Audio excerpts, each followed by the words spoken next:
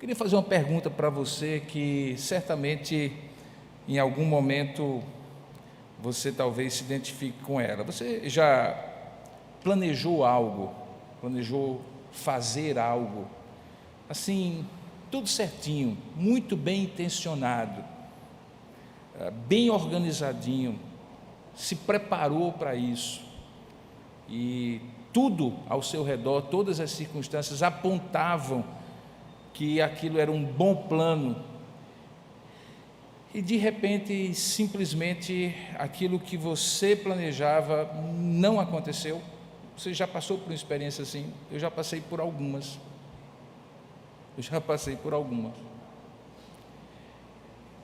É curioso como planos podem ser mudados, e não necessariamente porque a gente muda, mas porque as circunstâncias ao nosso redor nos obrigam a mudar os nossos planos. Eu acho que todo cristão verdadeiro, como você, como eu, certamente já experimentou também orações não respondidas, desejos que a gente coloca diante de Deus, de ir numa direção e Deus diz não, de ir noutra e Deus diz não, planos frustrados, mudanças imprevistas, conduzidas por Deus e a gente percebe depois, e de repente aqueles planos, olhando para trás, eles eram apenas boas intenções, mas não eram a vontade de Deus. Então, se isso lhe servir de consolo, não acontece só com você. E mais, não se sinta mal. Isso acontece com homens muito crentes, já aconteceu com homens muito piedosos, mulheres de Deus, inclusive registrado na Escritura Sagrada, gente que era obediente, piedosa, submisso a Deus e que passou por isso. Então, ter os planos mudados porque eles não eram planos bons, não é, sem dúvida alguma, privilégio seu. Hoje nós vamos continuar a nossa exposição no 9º episódio da 3ª temporada dessa série no livro de Atos dos Apóstolos, que nós estamos chamando de Edificarei a Minha Igreja. E nesse episódio nós vamos, na segunda viagem missionária de Paulo, acompanhado por Silas e por outros depois no meio do caminho, a gente vai ver como Deus mudou os planos de apóstolos como Paulo. E o meu tema hoje é compartilhar com você aquilo que eu chamo de a condução sobrenatural do Espírito Santo na nossa vida. Como é o Espírito que muda os nossos planos e como isso acontece de maneira sobrenatural.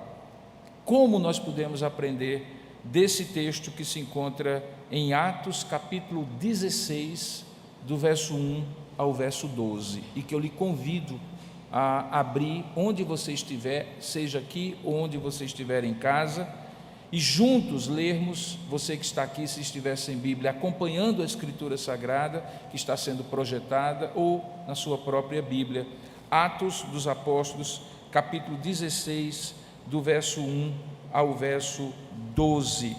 O tema é a condução sobrenatural do Espírito Santo, e que nós poderíamos completar dizendo a condução sobrenatural do Espírito Santo que muda os nossos planos. Atos 16, de 1 a 12. Diz assim a palavra de Deus, conforme está registrada, inspirada por Deus, por meio de Lucas. Chegou também, se referia a Paulo, chegou também Paulo a Derbe e a Listra. E havia ali um discípulo chamado Timóteo, filho de uma judia crente, mas de pai grego. Dele, de Timóteo, davam bom testemunho os irmãos na cidade de Listra e na cidade de Icônio.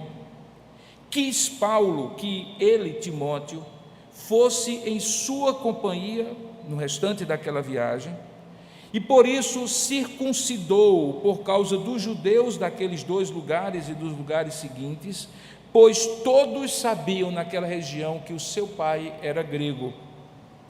Ao passar então pelas cidades, Paulo, agora acompanhado de Silas e de Timóteo, entregavam aos irmãos, para que as observassem, as decisões tomadas pelos apóstolos e presbíteros, conforme está em Atos capítulo 15, lá de Jerusalém. E assim, ao fazer isso, as igrejas eram fortalecidas na fé dia a dia, e dia a dia aumentavam em número. Percorrendo Paulo e os seus companheiros a região frígio-gálata, tendo sido impedidos pelo Espírito Santo de pregar a palavra na Ásia, eles, defrontando Mísia, tentavam ir para a região da Bitínia, mas o Espírito de Jesus não o permitiu. E então, tendo contornado Mísia, desceram à cidade de Troade, e à noite sobreveio a Paulo uma visão, na qual um varão macedônio estava em pé e lhe rogava, dizendo: passa a Macedônia e ajuda-nos. Assim que teve a visão, imediatamente procuramos partir para aquele destino, concluindo que Deus nos havia chamado para lhes anunciar o Evangelho. Tendo, pois, navegado de Troade, seguimos em direitura a Samotrácia, no dia seguinte a Neápolis, e dali a Filipos, cidade da Macedônia, primeira do distrito e da colônia. Que Deus abençoe a sua palavra lida. Amém. Curva a sua cabeça e peça que, de maneira também sobrenatural, o Espírito Santo conduza a nossa reflexão nessa noite. Vamos orar juntos. Ó Deus amado e querido Pai, nós louvamos e bendizemos o Teu santo nome, por entender que é privilégio imenso que o Senhor nos dá estar aqui, louvar o Teu santo nome e Te prestar culto, Pai. Louvamos o Teu nome porque não somos merecedores, mas fomos escolhidos por Tua graça e misericórdia, como Teu povo, objeto do Teu amor e graciosamente chamados por Ti pela pregação do Teu Evangelho. E quando nos reunimos como estamos agora, junto com o Teu povo, nós Te adoramos, porque Tu és digno de receber toda a honra, glória e louvor, conforme nós cantamos, já lemos e oramos a Ti. E nesta hora em que vamos ouvir a Tua voz, sim, Pai, porque temos convicção de que o Senhor tem algo a nos dizer nesta noite, pedimos, silencia o nosso coração de outras vozes, de qualquer distração, e nos permite ouvir de maneira clara e inequívoca como o Senhor conduz sobrenaturalmente pelo Teu Espírito a vida de servos Teus. Que isso seja aplicado ao nosso coração e ao final dessa mensagem, tendo ouvido a Tua voz, a nossa fé tenha sido fortalecida e a nossa obediência refocada em Ti e em Ti somente. Fala conosco, abre o nosso coração, retira tudo que não Te agrada e usa-me na Tua misericórdia e graça, porque eu também preciso ouvir a Tua voz enquanto falo o que Tu puseste no meu coração ao Teu povo. É assim que nós Te oramos, em nome e para a glória do Senhor Jesus. Amém. Assim que eu me converti, por volta do ano de 1980, eu tinha 15 anos e alguns meses, na verdade 15 anos e um mês de vida. Eu conheci a obra de um irmão chamado Irmão André. Eu não sei se você já ouviu falar sobre ele. Ele escreveu um livro chamado O Contrabandista de Deus. Eu acho que ainda hoje esse livro existe, mas é um livro bem antigo.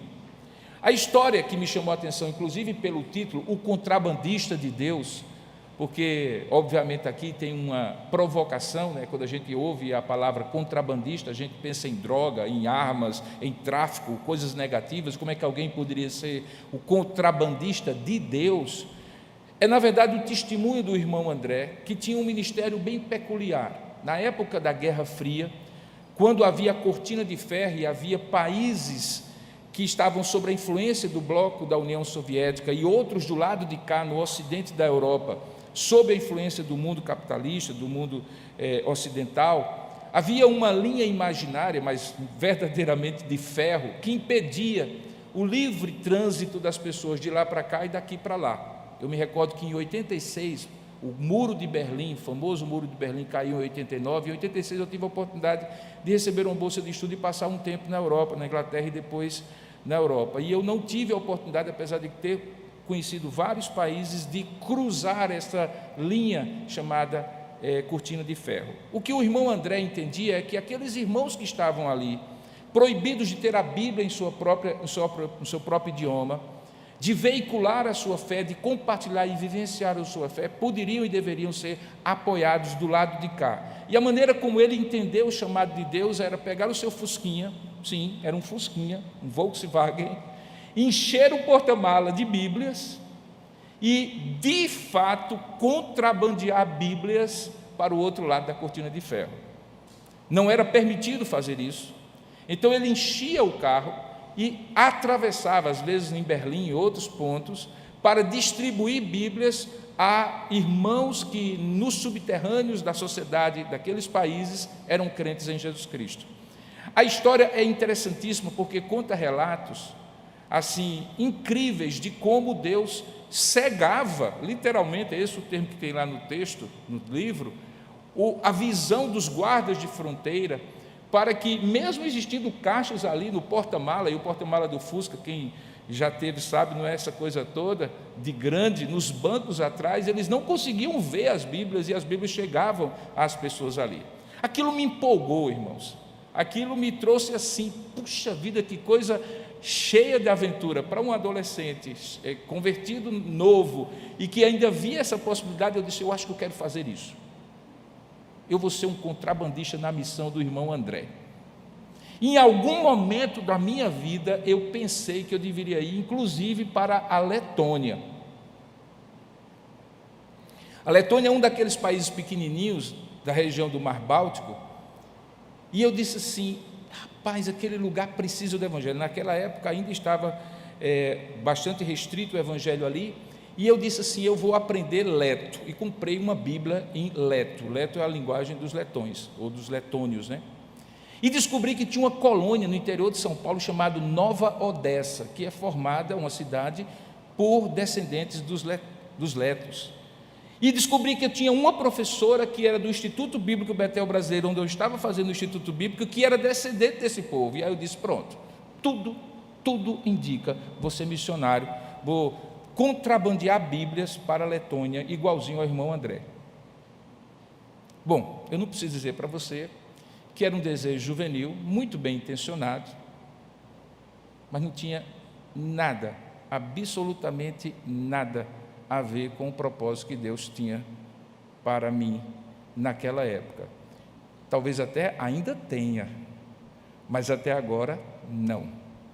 Essa experiência que é minha, obviamente, na minha juventude da fé, talvez seja a mesma experiência que alguns de vocês tenham, ainda que necessariamente não relacionados ao ministério. Como eu falei, às vezes a gente planeja fazer um negócio e o negócio dá errado. Às vezes a gente planeja criar um relacionamento, constituir um relacionamento com uma pessoa que a gente está apaixonado por aquela pessoa em algum momento da nossa vida e depois a gente vê que não era exatamente o que Deus queria. Às vezes a gente pensa em fazer uma mudança de ordem profissional e Deus conduz de maneira sobrenatural numa direção completamente diferente.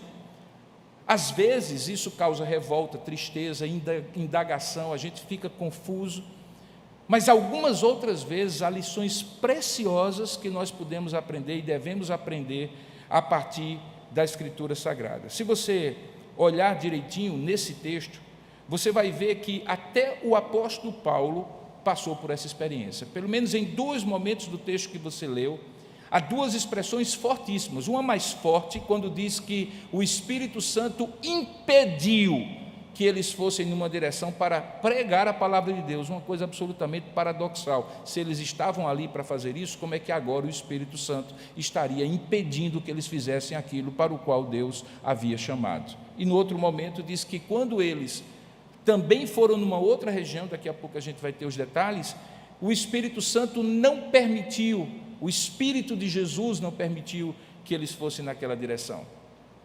A experiência de Paulo é uma experiência extremamente rica de um missionário, um homem de Deus, apóstolo do Senhor, que teve que aprender que na vida e na obra missionária existe uma condução sobrenatural, que não é humana, que não é lógica muitas vezes, que não é racional, mas que é divina. E que seja um apóstolo, seja um pastor, seja você uma pessoa que tem a sua vida profissional, sua família, sua trajetória de vida, é preciso que, se você é cristão, se você compreende que chamar Cristo de Senhor significa submeter-se à vontade dEle, então é bom que a gente aprenda com esse texto como é esta condução sobrenatural do Espírito Santo na nossa vida. Por isso eu lhe chamo a atenção ao texto novamente. Há uma das grandes discussões que os comentaristas do livro de Atos fazem, é se Paulo tinha tudo planejadinho, quando, por exemplo, ele escolhia uma determinada cidade para começar o ministério por ela, e essa cidade era a cidade mais desenvolvida da região, e a partir dela um centro difusor do Evangelho se constituía para que cidades menores pudessem ser alcançadas. Parece que Paulo tinha um plano muito claro de atingir uma cidade-chave para depois irradiar o Evangelho para a região. Parece também que o apóstolo Paulo tinha um plano de, em cada cidade, começar pelo lugar onde lhe era mais natural estar, a sinagoga. Ele era judeu. Lembra de Antioquia da Pisídia? Primeiro sábado ele vai direto para a sinagoga, lá ele prega o Evangelho, estava entre irmãos, ele traz o Antigo Testamento que ele conhecia muito bem como judeu que era, e aplica a mensagem do Evangelho àquele texto. A partir dali, o Evangelho, as cidades se abrem, por meio dos judeus, mas alcançando outros. Parece que Paulo tinha então um plano muito estabelecido, com algumas estratégias muito claras, mas também parece, em alguns momentos, que seja pela decisão do apóstolo Paulo, seja pela mudança da decisão do apóstolo Paulo, Deus é quem estava conduzindo de maneira sobrenatural aquele ministério. Fica claro, portanto, nesse texto e em outros, que o Espírito Santo havia mudado em alguns momentos aquele planejamento de Paulo. E essa condução sobrenatural do Espírito Santo é o que nos permite, então, chegar a pelo menos 3 conclusões a partir desse texto. Esse texto, da segunda viagem missionária de Paulo, talvez seja um dos textos mais notórios para que a gente perceba como Deus muda os planos de maneira sobrenatural na vida de um apóstolo e também na nossa vida. Perceba que, seguindo a ordem natural da narrativa de Lucas, que você leu e que nós vamos voltar para ela, fica muito claro que a condução sobrenatural do Espírito Santo faz com que o padrão das escolhas que Paulo faz não seja rígido, seja, na verdade, flexível, e a depender das circunstâncias ele decida de maneiras diferentes. Veja aí o verso 1 a 3. É dito que depois de entrar na Ásia Menor, pelos portões da Cilícia, nós vimos isso em episódios passados, uma entrada que diferencia essa segunda viagem da primeira, porque a primeira ele entrou pelo mar e aqui ele entra por terra, diz que ele passa por 2 das últimas cidades que ele havia alcançado na primeira viagem, que é a cidade de Derbe e a cidade de Listra. Ali havia sido plantada 2 igrejas na primeira viagem. O texto continua narrando que quando Paulo chega ali, ele encontra um discípulo chamado Timóteo. Lucas descreve em poucas palavras quem era esse Timóteo. Diz que ele era filho de uma judia crente, mas era de pai grego. Provavelmente Timóteo era um jovem naquela época, por volta dos seus 20 anos de idade, talvez alcançado pelo primeiro ministério de Paulo, mas Paulo não o conhecia pessoalmente. Tanto é que ele precisava, diz o verso 2, para conhecer melhor, que pessoas lhe dessem bom testemunho daquele irmão. Diz o texto que dele davam bom testemunho os irmãos em Listra e Icônio, ou seja, provavelmente Paulo não havia conhecido antes. Em outros textos do Novo Testamento, nós somos apresentados a esse homem que vai ter uma importância muito grande em todo o Novo Testamento. A gente descobre em outros textos, por exemplo, que, na verdade, Timóteo era natural de Listra, que ele era bem jovem naquela época, que havia uma característica singular em sua história, era que a sua mãe Eunice havia casado com um homem que não era judeu. Essa era uma situação indesejada, na verdade, até mesmo considerada pelos judeus mais ortodoxos como uma situação ilegal, que contrariava a lei de Moisés, porque os costumes judaicos eram que judeus casassem com judeus. Aquela mulher Eunice, apesar de transgredir essa lei, diz o texto lá, quando Paulo escreve uma das cartas a Timóteo, que ela era uma mulher piedosa, e juntamente com a sua mãe Lóide, mãe e avó, formaram espiritualmente Timóteo e imprimiram em Timóteo o temor ao Senhor, de modo que, apesar de ter um pai que se negara a circuncidá-lo, a marca do povo da aliança do Antigo Testamento, ele, no entanto, era um homem crente, um jovem crente. Todos ali davam bom testemunho dele, e Paulo ouviu isso aí. O fato dele ser, obviamente, não judeu no sentido de circuncidado, tendo vindo para a fé sem ter sido circuncidado, trazia para Timóteo vantagens, mas muitas desvantagens.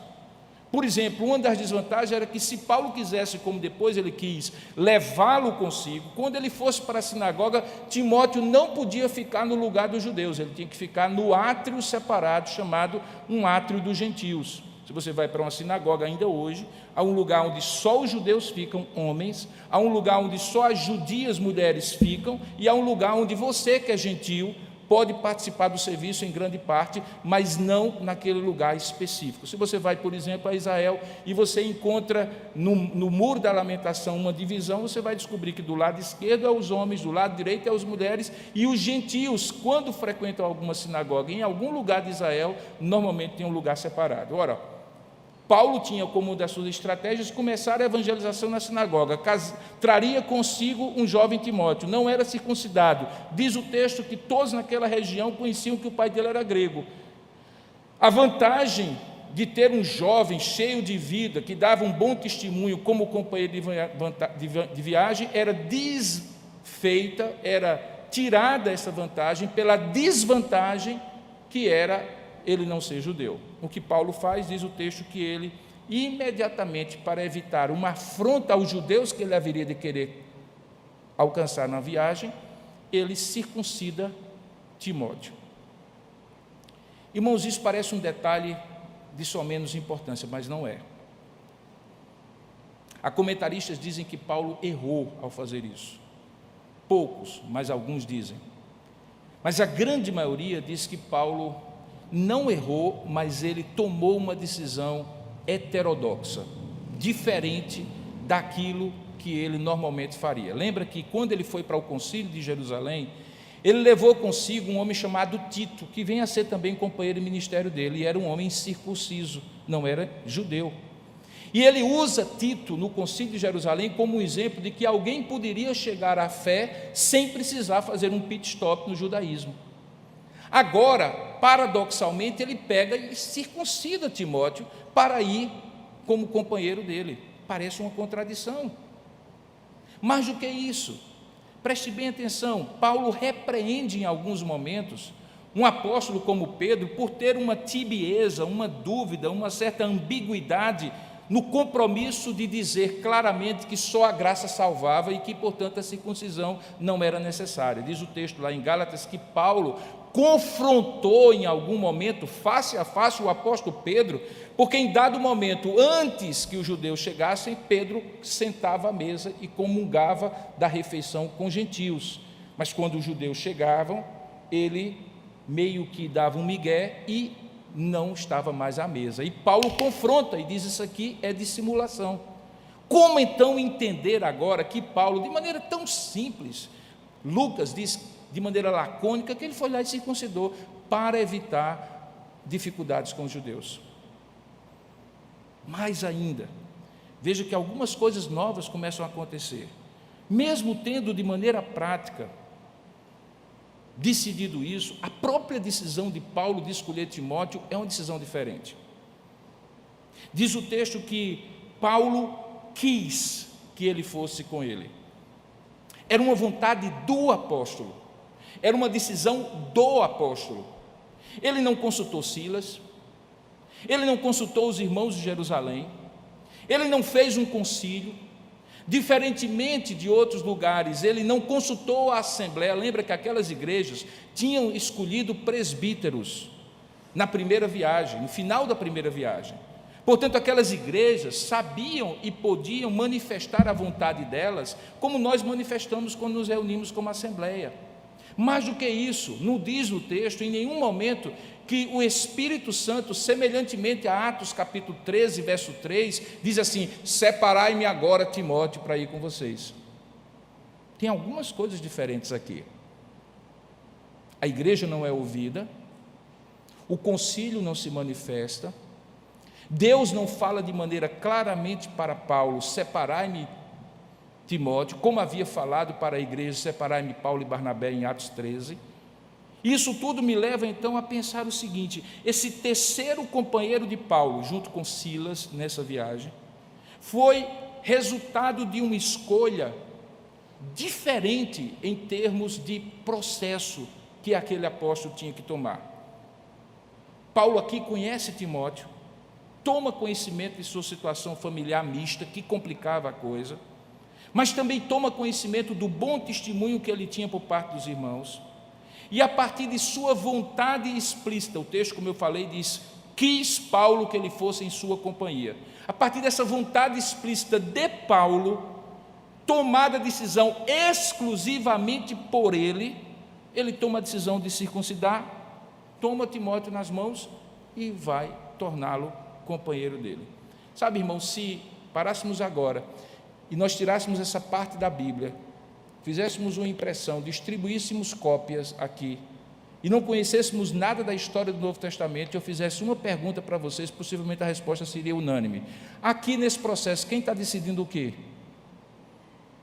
Todos aqui diriam Paulo.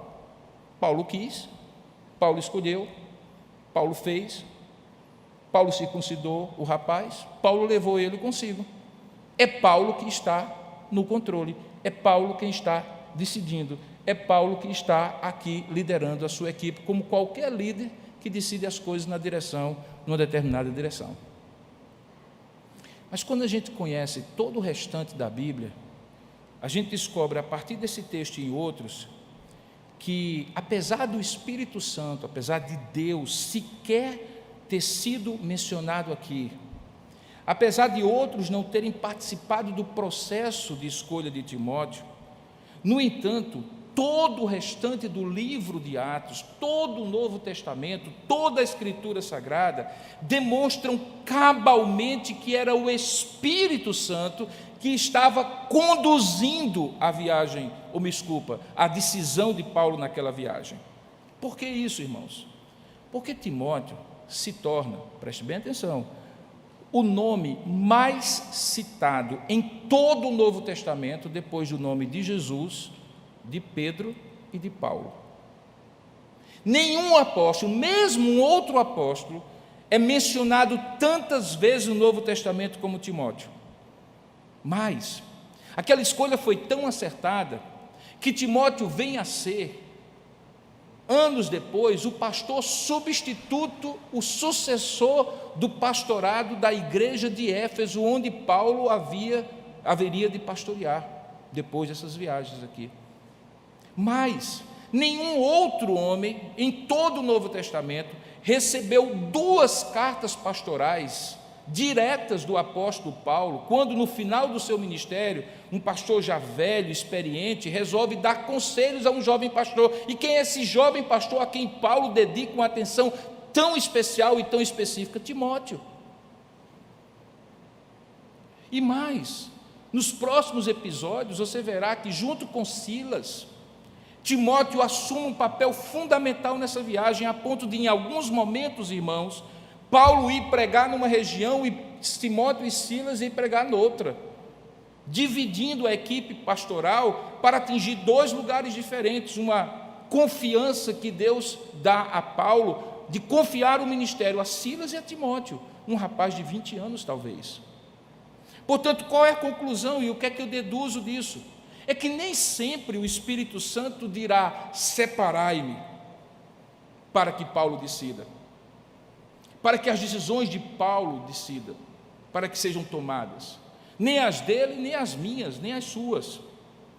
Nem sempre pessoas serão consultadas para que você tome suas decisões, e nem sempre elas precisam ser tomadas de uma única forma, ou por meio de uma única circunstância que Deus o leva a tomar. Na verdade, aqui a gente aprende que Deus usa as decisões de Paulo e as de qualquer um como eu e você para cumprir os seus propósitos. A experiência cristã mostra que quando nós estamos alinhados em comunhão com o propósito de Deus, as decisões serão acertadas e o propósito se cumprirá. Mas, curiosamente, quando nós também estivermos desalinhados com Deus e motivados por outras razões que não sejam a glória de Deus e a obediência ao que Deus quer, mesmo assim, quando houver outras interferências que me façam, lhe façam e eventualmente faça outro homem de Deus tomar uma decisão, mesmo a decisão errada, de alguma maneira, conduzirá ao propósito de Deus, porque Deus cumprirá o seu propósito. Nenhum dos teus planos, dizia Jó, poderá ser frustrado. O propósito de Deus não cai por terra, mesmo que seja por meio de uma decisão errada de alguém, porque Ele haverá de tornar essa decisão errada cumprimento de um decreto e de uma decisão anterior, que já previa e tinha decretado que aquela decisão errada conduziria a este propósito.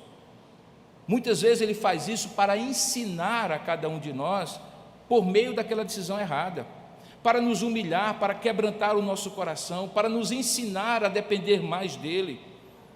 Enfim, Ele sempre conduzirá sobrenaturalmente a sua obra, porque este Deus é o Senhor do tempo, é o Senhor da história, da igreja, da missão, da vida de Paulo, da vida de Timóteo, das igrejas ali envolvidas, da minha vida, da sua vida, enfim, de tudo.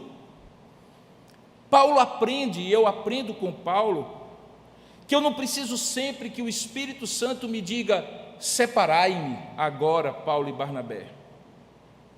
Que nem sempre eu terei que convocar um concílio para tomar uma decisão, que há uma condução sobrenatural, multiforme, variada, pela qual Deus conduz que a gente tome decisões, muitas vezes usando o bom senso, muitas vezes usando a avaliação lógica das circunstâncias, muitas vezes sendo conduzido de maneira sobrenatural, com algum insight que faça com que tudo diga que a gente vai numa direção, mas a gente vai noutra, porque esse ponto desse texto nos mostra justamente isso, que o padrão de escolha que precisamos tomar na nossa vida cristã só deve ter uma coisa como certa: ela deve ser uma condução sobrenatural do Espírito Santo segundo os princípios da palavra de Deus.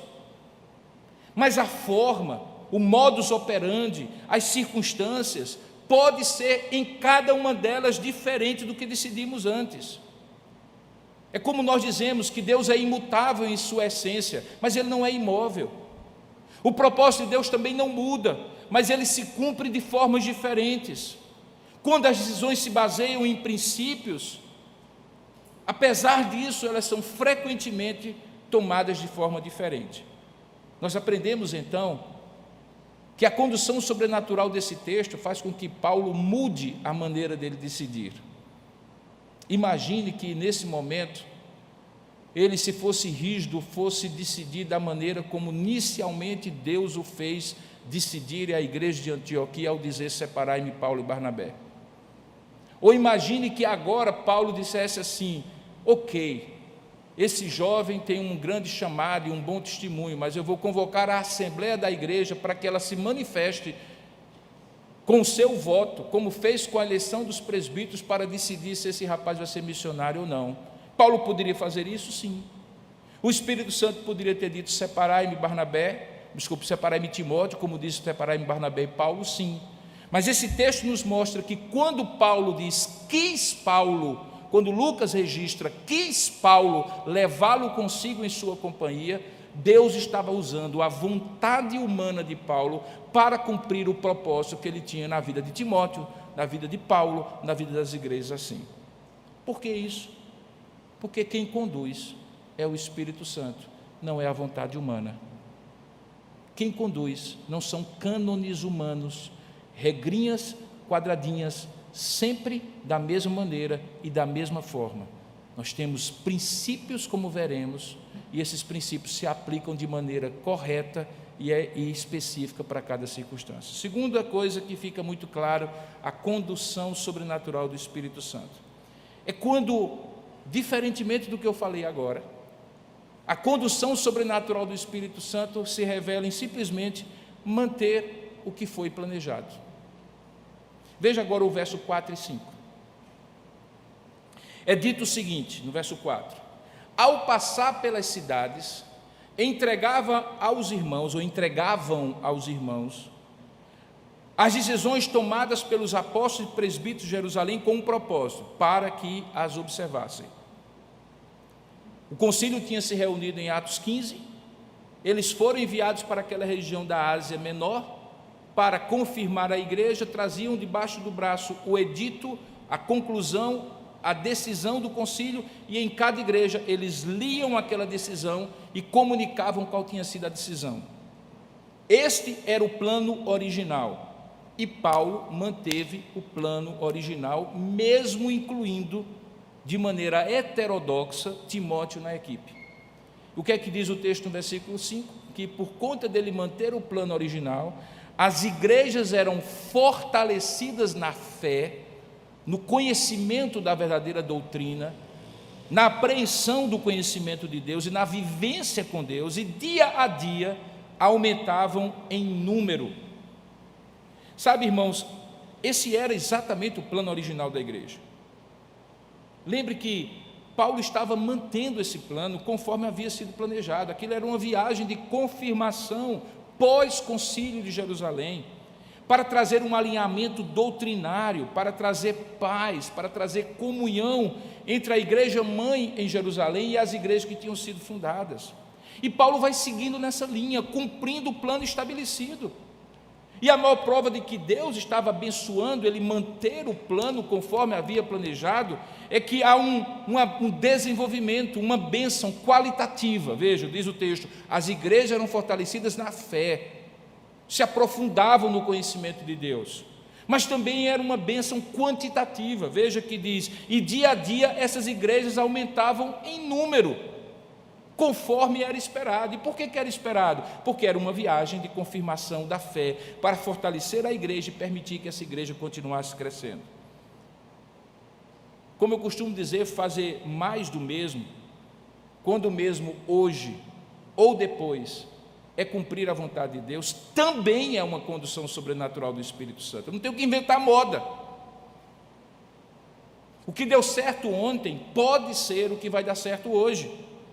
E há um agir sobrenatural naquilo que é natural.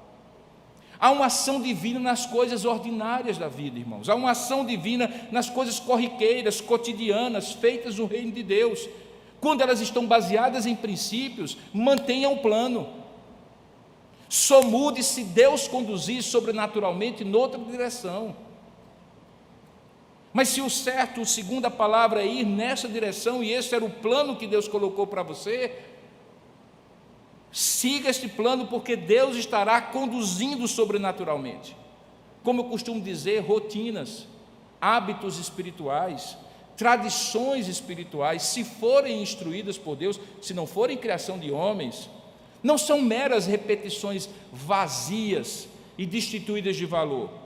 Elas dão segurança da bênção de Deus, porque elas estão cumprindo o propósito de Deus. Quando um judeu fazia as coisas direitinho, do jeito que tinha que fazer, na criação de um filho, no seu casamento, na relação com a sociedade, quando eles tinham naquilo que Deus havia instituído, não naquilo que eles tinham criado depois, mas naquilo que era a lei do Senhor, aquilo que a Bíblia chama de ordenanças, um termo específico, que são aspectos práticos da lei, ele estava sendo conduzido pelo agir sobrenatural do Espírito Santo.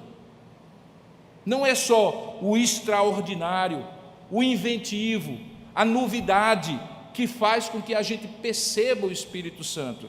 Manter um hábito, para você pensar aqui em nós, de ao domingo, no dia do Senhor, você se apresentar diante de Deus e fazer exatamente aquilo que nós fizemos, dentro da liturgia que nós propomos, de nos apresentar diante de Deus de louvar e adorá-lo, depois confessar os nossos pecados, ouvir a palavra, consagrar a Deus as nossas vidas, esse ritual não é necessariamente alguma coisa ordinária e sem valor.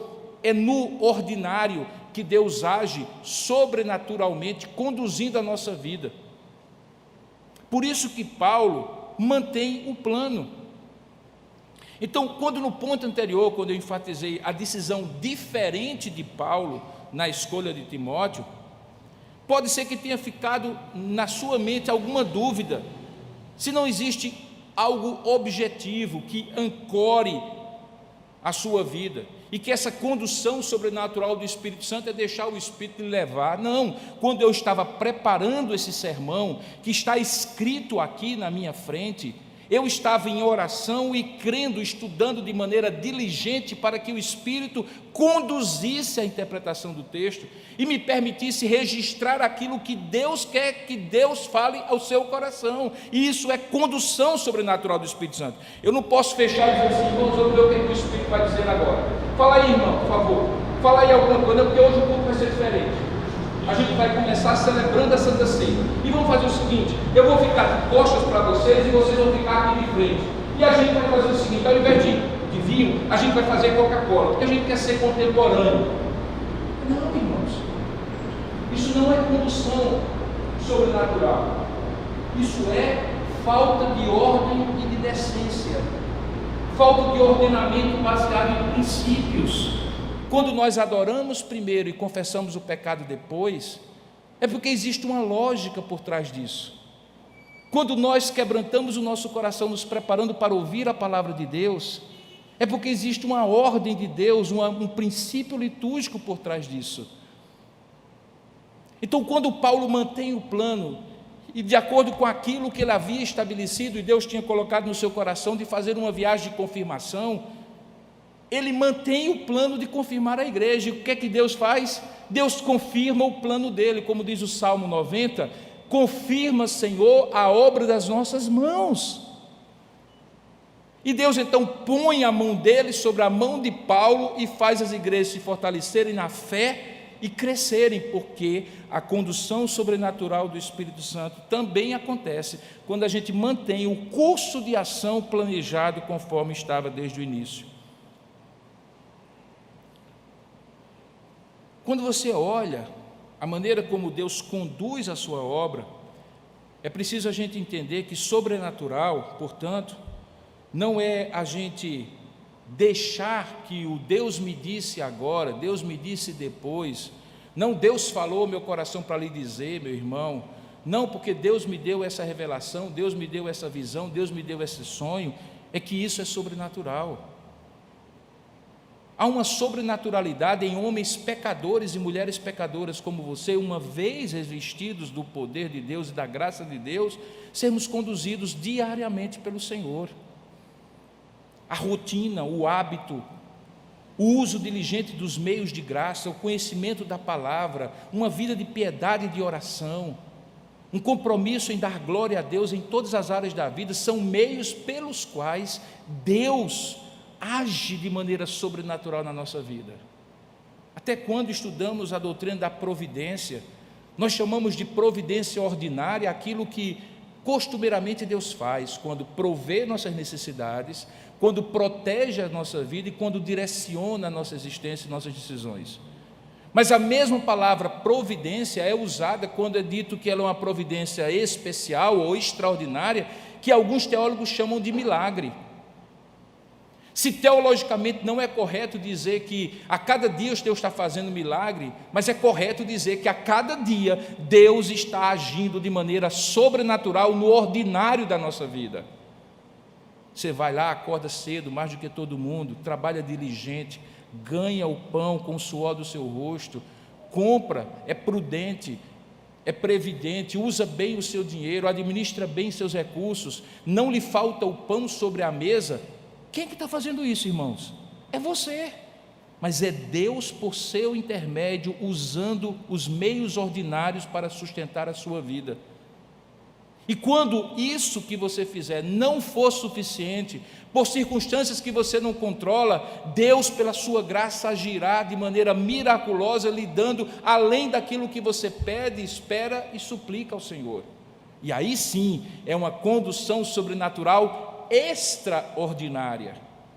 Aqui Paulo tinha uma condução sobrenatural que poderia até levá-lo a tomar uma decisão diferente em relação a Timóteo. Mas Paulo não era um loucão que ficava quebrando princípios de Deus e fazendo o que quisesse. Ele entendia que Deus tinha dado para ele um plano, e o plano era confirmar aquelas igrejas. Ele mantém o plano. Portanto, sobrenatural não é sinônimo de antinatural. Extraordinário não é sinônimo de anti-ordinário. Providência especial ou simplesmente milagres não invalidam a providência ordinária da provisão, proteção e direção de Deus. Os princípios são princípios, valem sempre. A aplicação desses princípios, conduzida sobrenaturalmente por Deus, pode me levar a fazer mais do mesmo, mas também pode me levar, como foi o caso de Timóteo, a fazer mais do que o mesmo. E quem vai conduzir isso? O Espírito Santo. Portanto, não é porque Deus não disse separai-me a Timóteo que a escolha era menos espiritual. Paulo seguiu o plano, continuou confirmando as igrejas, e Timóteo teve um papel fundamental nesse trabalho, porque Deus usava a vontade de Paulo para conduzir soberanamente a sua obra. Isso precisa ser muito compreendido, irmão. Se eu pudesse ter aqui 3 horas para falar sobre isso, porque eu vejo muitos cristãos errando. Até mesmo nesse período de pandemia. Deus sabe a hora que eu vou morrer. Então, não. Deus usa as suas decisões responsáveis, moralmente responsáveis diante dele, para cumprir o seu propósito. E cabe a você ser prudente, cabe a você ser previdente e fazer aquilo que até onde você puder compreender é o mais lógico, o mais sensato, o mais prudente ser feito. Se isso não for suficiente e realmente Deus tiver o propósito de colher a sua vida, certamente Ele fará.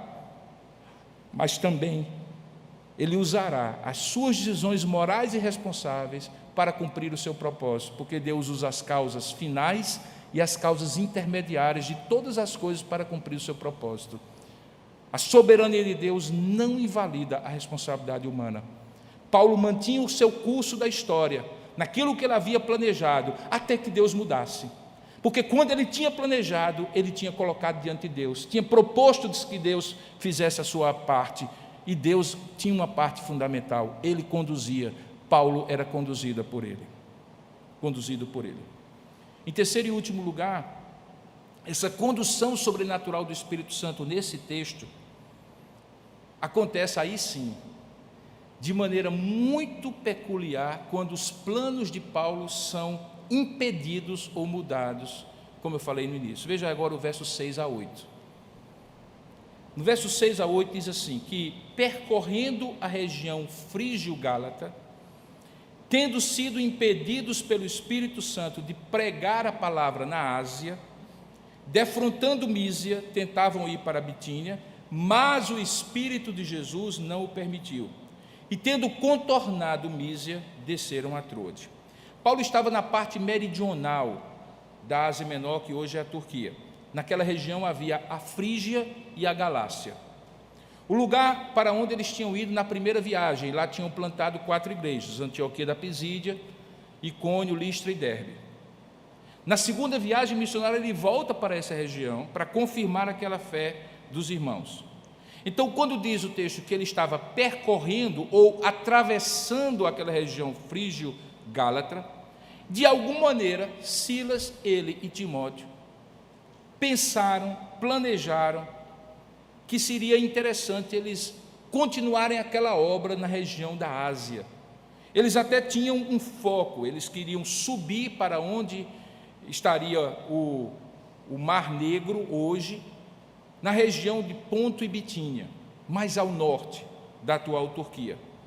Mas diz o texto que quando eles tentaram pregar a palavra, veja, o propósito era muito santo, era muito nobre, pregar a palavra, eles eram pregadores da palavra. Diz o texto que eles foram impedidos impedidos pelo Espírito Santo.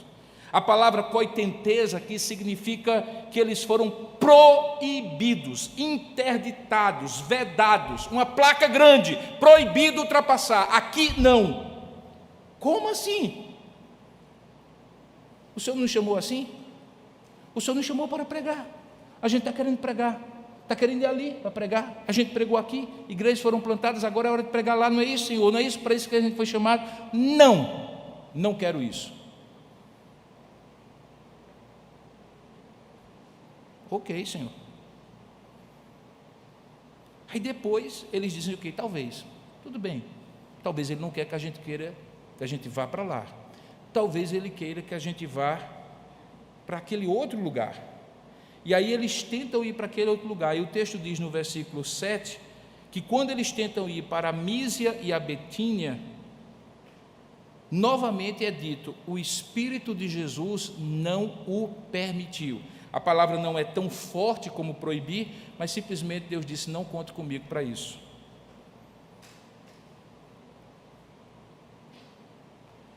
O verbo não permitir ou proibir indicava que os planos de Paulo precisavam mudar.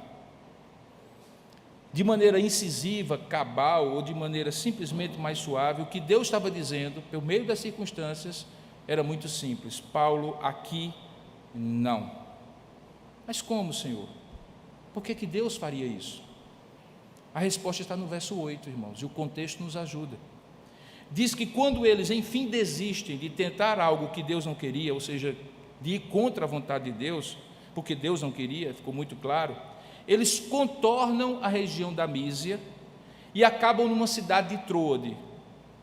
Quando você olha o mapa, Troade é uma cidade litorânea de frente para o mar Egeu.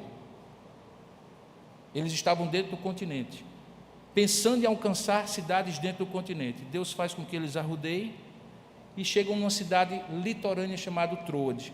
Se alguém ficasse na praia de Troade e olhasse direto e tivesse uma vista muito aguçada do outro lado, ele iria ver a famosa península grega e em frente à região da Macedônia, terra natal do grande Alexandre o Grande.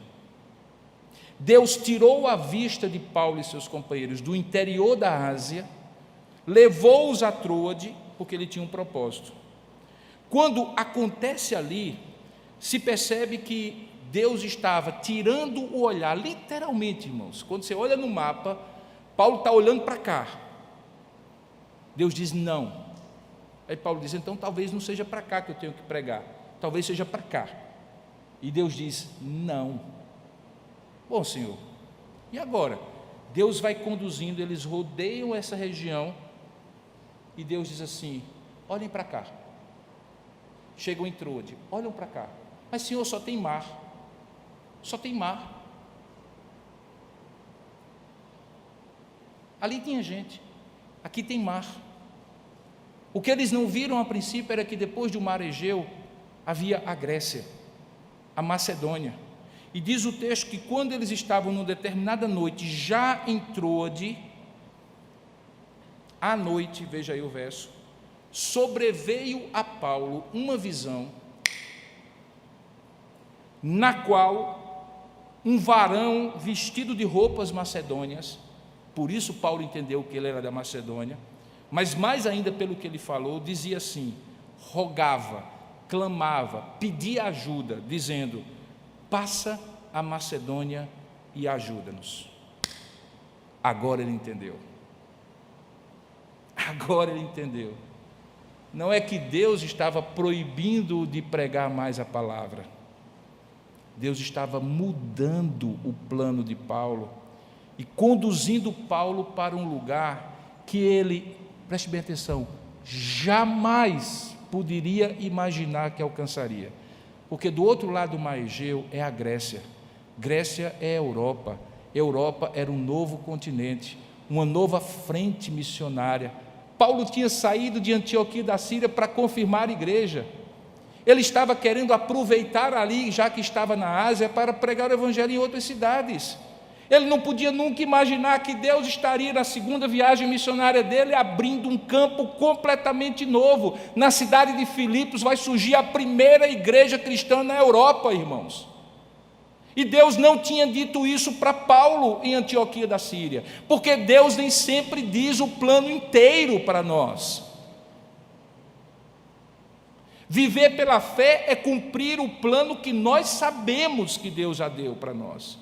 Não é ficar inquieto e ansioso para saber como vai terminar.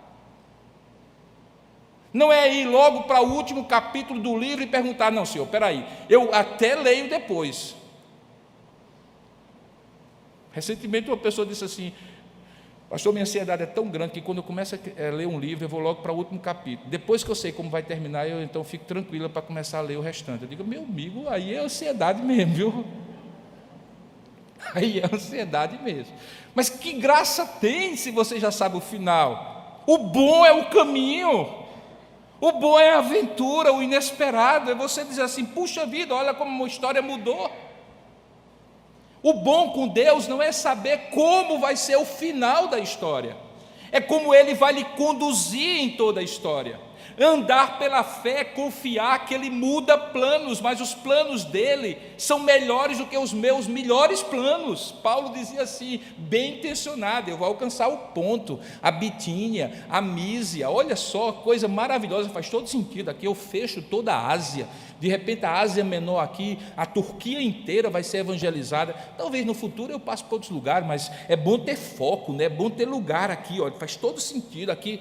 Deus disse, não, Paulo, quem manda sou eu, o propósito é meu, eu quero lhe conduzir sobrenaturalmente, e sobrenaturalmente eu quero lhe dizer, olhe para o outro lado do mar, a Europa inteira está ali, a Macedônia está na linha direta desse oceano, olhe o que é que o varão macedônio, um homem que aparece misteriosamente, talvez numa visão ou num sonho noturno, dizendo, passa a Macedônia e ajuda-nos, o que significa isso? Irmãos, é o seguinte, Paulo não era teimoso. Diz o texto que a reação de Paulo foi imediata. O texto diz assim, assim que teve a visão. São dois, uma expressão adverbial e outra, um advérbio de tempo. Assim que teve e imediatamente. Assim que teve a visão, imediatamente procuramos partir para aquele destino. Os mais observadores já perceberam que houve uma mudança na pessoa do verbo. Antes era uma descrição do que tinha acontecido e agora alguém que está escrevendo se inclui. Nós decidimos. É porque Lucas estava aqui e ele aparece pela primeira vez numa das famosas passagens chamadas Nós. São passagens no livro de Lucas, onde Lucas, certamente conduzido pelo Espírito Santo, deixa vazar que ele fazia parte como testemunho ocular dessa equipe. Aqui é a primeira delas. Então Lucas, que estava com ele, junto com Silas, junto com Timóteo, junto com Paulo, decide, e olha só, aqui é uma decisão coletiva, decidimos.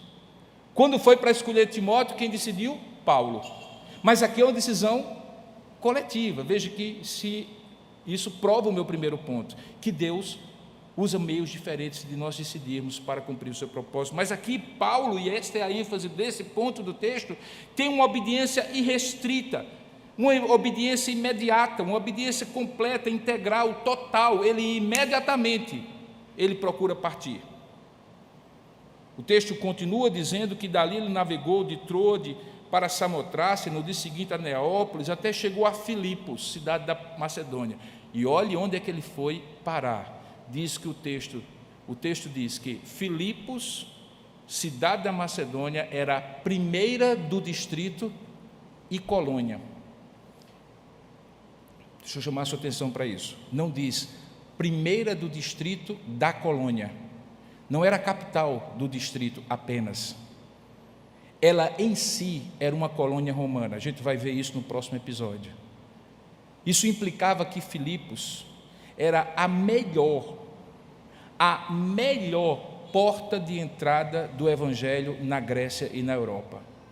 Nenhuma cidade era tão propícia, tão importante para Paulo atingir como Filipos. Mas desde quando Paulo sabe disso? só quando Deus muda os planos dele. Só quando Deus aponta para ele uma outra direção.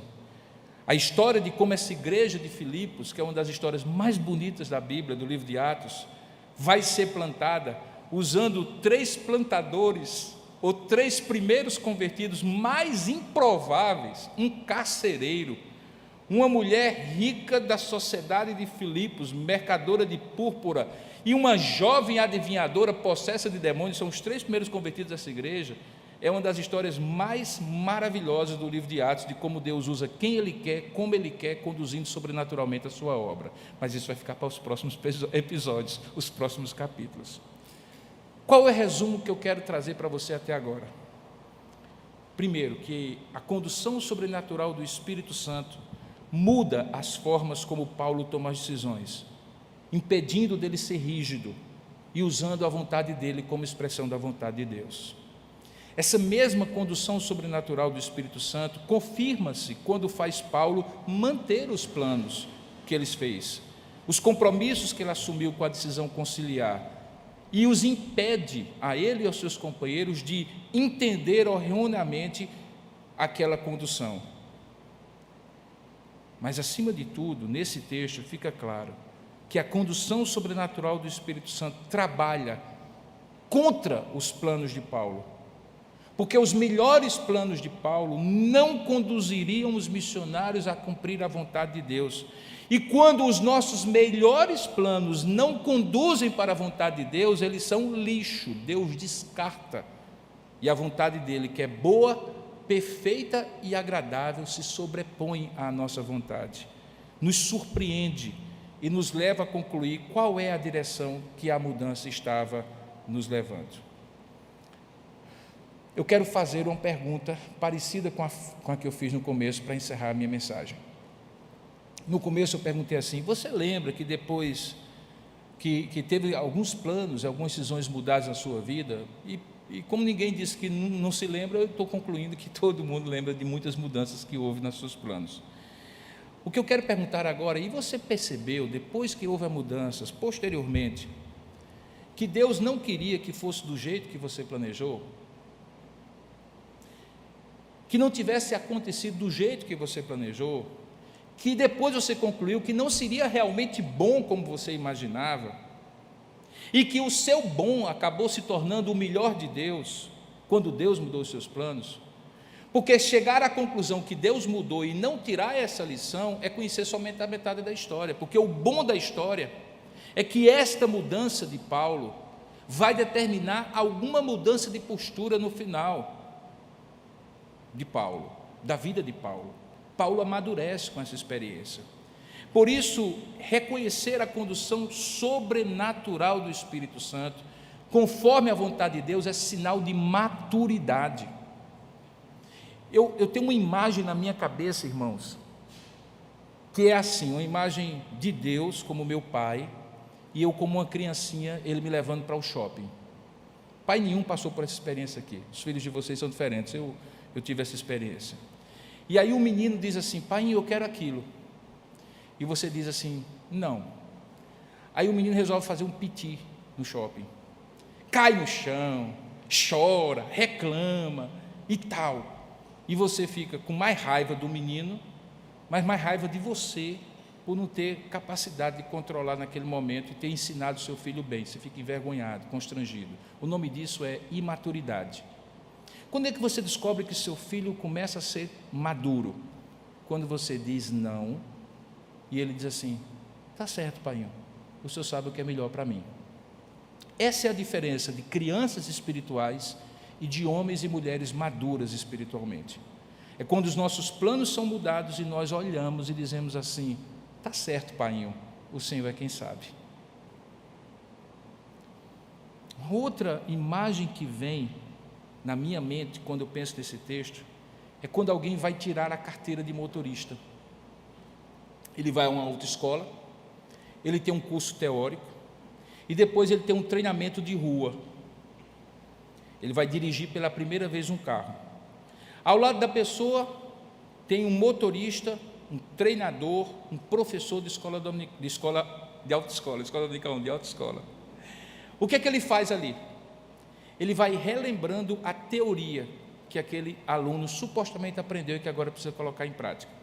Ele vai guiando do lado de cá as decisões daquela pessoa. Ele vai antecipando pela experiência ou corrigindo as coisas erradas que ele for fazendo. Mas quem está sentado na poltrona do motorista? Quem é que está com as mãos no volante? Quem é que está com os pés nos pedais? Quem é que está passando as marchas? Quem é? É a pessoa que está aprendendo a dirigir, não é? Mas quem é que está conduzindo? Quem é que está conduzindo o processo? Quem é que está direcionando o processo? Quem é que está levando a pessoa que está no volante a decidir bem? A decidir a hora de ir mais rápido, de frear, de entrar à direita, de entrar à esquerda. Quem é que está conduzindo o condutor? Quem é o condutor do carro? É o professor da autoescola. Até que ele tenha maturidade para dirigir sozinho. Mas deixa eu lhe dizer uma coisa, ainda hoje, 40 anos depois que eu dirigi pela primeira vez, eu escuto a voz de um tio meu que não era professor de autoescola, que foi quem me ensinou a dirigir. E ainda hoje eu me lembro de coisas que ele me disse: dê sinal primeiro antes de dobrar o volante, de passar o volante. Não use necessariamente o pedal de freio, faça freio motor reduzindo a marcha. 40 anos depois, a voz dele, do meu tio Erivaldo, ainda ecoa no meu ouvido, depois de 40 anos de experiência de dirigir. Irmãos, não é exatamente isso que Jesus prometeu quando disse que enviaria o Espírito Santo, lá em João capítulo 14, 15 e 16, para estar conosco e dentro de nós? Ele não prometeu que o Espírito Santo nos conduziria a toda a verdade, que Ele nos ensinaria todas as coisas, que Ele nos faria lembrar de todas as coisas que Ele tinha ensinado? Não é exatamente essa experiência que Paulo, depois de tê-la, o faz ensinar à igreja de Romanos, aos romanos, à igreja de Roma, quando diz que o Espírito Santo é como um guia e que todo aquele que é filho de Deus e tem o Espírito Santo é guiado, conduzido pelo Espírito Santo? Não é justamente isso que Paulo diz aos Efésios, que foi mencionado hoje, coincidentemente, na mensagem do pastor Kilven, que a ordem do Espírito Santo é: portanto, vede prudentemente como andais, não como necios, e sim como sábios, remindo o tempo, porque os dias são maus. Por esta razão não vos torneis insensatos, mas procurai compreender qual é a vontade do Senhor, e para tanto não vos embriagueis com vinho, no qual há dissolução, mas sede cheios continuamente pelo Espírito, falando entre vós com cânticos, com salmos, e entoando de louvores de coração ao Senhor com cânticos e hinos espirituais, dando sempre graças por tudo a nosso Deus e sujeitando-vos uns aos outros no temor do Senhor. Como é que Paulo daria essa ordem se ele não tivesse passado pela experiência de Troade, onde ele aprendeu que a condução sobrenatural do Espírito Santo vem quando nós nos deixamos ser cheios pelo Espírito Santo? Portanto, se em algum momento da sua vida, hoje ou no futuro, Deus mudar seus planos, pare e diga assim: Senhor, és tu? Senhor, és tu? Para onde o Senhor quer que eu me conduza? É para eu frear agora ou é para eu acelerar? É para eu entrar à direita ou para eu entrar à esquerda? Eu mudo de marcha, Senhor? Eu paro o carro e espero a próxima instrução? Irmãos, a vida cristã não é outra coisa a não ser a condução sobrenatural do Espírito Santo na sua vida, usando a palavra e as suas experiências com Deus em perfeita harmonia, para que você se torne um discípulo maduro de Jesus Cristo. Essa condução sobrenatural está disponível e precisa ser vivenciada não apenas por apóstolos e pastores, mas por você também. Que Deus o abençoe e você tenha essa experiência gloriosa de continuamente ser conduzido de maneira sobrenatural pelo Espírito de Deus. Vamos orar por isso e pedir isso ao Senhor? Então curva a sua cabeça, feche os seus olhos e oremos ao Senhor. Ó Deus amado e querido Pai, a nossa tendência, Senhor, é sermos conduzidos pelo nosso coração. E o nosso coração Tu conheces muito bem. Ele é enganoso e desesperadamente corrupto. Quando acertamos, Ele nos diz que nós somos autossuficientes e devemos fazer sempre da mesma maneira, porque sempre dará certo. E deu certo, porque nós decidimos certo. Quando dar errado, Senhor, o nosso coração nos acusa e Te acusa de não ter impedido de que desse errado. E nos coloca contra o Senhor, quando na verdade nós decidimos com o nosso coração. Frequentemente, Senhor, quando decidimos e lá na frente as coisas dão erradas, é só aí que nós olhamos para Ti e digamos assim: Senhor, qual é a Tua vontade? Mas algumas vezes as consequências já são severas e não há como revertê-las. Ó Deus, nós precisamos tanto, mas tanto, Senhor, da condução sobrenatural do Teu Espírito em nossas vidas.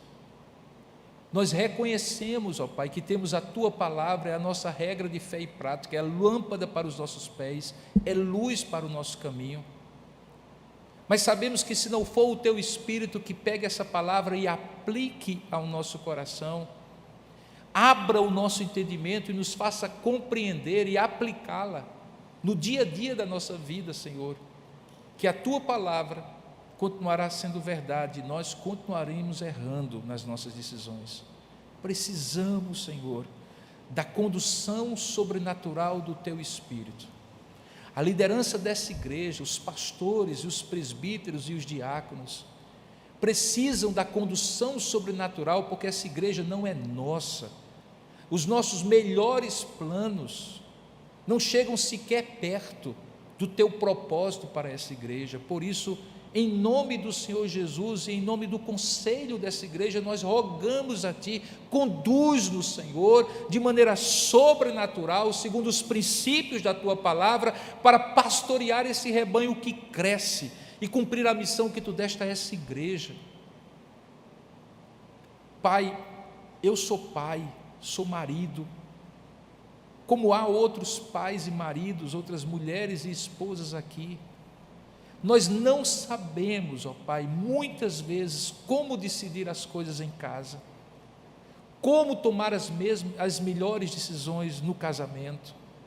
Sabemos o que Tu nos manda, Pai, não sabemos como criar os nossos filhos. Precisamos da instrução da Tua palavra iluminada, aplicada ao nosso coração, para que não seja letra morta, mas que seja princípio de vida, que nós possamos usar para instruir os nossos filhos no Teu caminho. Pai, nós temos negócios e decisões a tomar na nossa vida acadêmica e profissional. Algumas parecem tão vantajosas, ó Pai, que a nossa decisão e nosso ímpeto inicial é dizer: é isso que Deus quer, eu vou ganhar mais dinheiro, eu vou ser mais famoso, eu vou ser mais reconhecido, eu vou melhorar na minha vida, mas talvez não seja isso que o Senhor queira para mim, Pai, nem para os meus irmãos. Talvez seja. Como saber, Senhor? Se não for pelo Teu Espírito que aplica a Tua palavra, abra os nossos olhos, nos dê discernimento espiritual. Pai, como é possível viver a vida cristã sem sermos conduzidos pelo Teu Espírito, Senhor? Tu nos desse a Tua palavra, é o manual, mas nós precisamos do guia, do condutor, que nos faça lembrar a Tua palavra no momento da decisão. Nos faça perceber que as nossas motivações, talvez naquele processo de decidir, não estão as mais puras, as mais corretas. Precisam ser confrontadas com a Tua palavra. Pai, Tu precisas nos dar força, Senhor, para dizer não ao que parece lógico, mas Tu tens uma lógica própria. Ao que parece vantajoso, mas tem um prejuízo mais na frente que nós não estamos vendo. Pai, nossa vida é Tua, nós Te chamamos de Senhor, porque nós somos servos. Nós Te chamamos de pastor, porque somos ovelhas. Nós Te chamamos de Pai, porque somos filhos. Toma-nos nas Tuas mãos, como pastor, como Pai, como Senhor, e conduz a nossa vida, quer por pastos verdejantes e águas tranquilas, quer quando tivermos que passar por vales da sombra da morte. A Tua vara e o Teu cajado nos consolam e nos conduzem. Por isso eu Te rogo nessa hora, por cada pessoa que está ouvindo essa mensagem na internet, mas também por cada um que está aqui. O Senhor trouxe cada um de nós para nesta noite ouvir a condução sobrenatural do Teu Espírito num episódio tão importante para a vida de Paulo e seus apóstolos. O Evangelho não teria chegado na Europa se os planos de Paulo fossem cumpridos e não o plano do Senhor. E não chegando na Europa, talvez não chegasse a nós, e o cristianismo ficaria restrito àquela região do planeta. Certamente Tu não irias fazer assim, por isso mudasse o plano de Paulo. Muda os nossos também. Nós somos Teus, Tu é quem nos conduz. Rogamos que assim Tu aplique a Tua palavra a cada situação concreta na qual nós estamos envolvidos e na qual precisamos da condução sobrenatural do Teu Espírito Santo. Nós oramos assim, nos entregamos a Ti e dizemos: faça a Tua vontade, aqui na terra como é feita no céu. Em nome de Jesus. Amém, Senhor.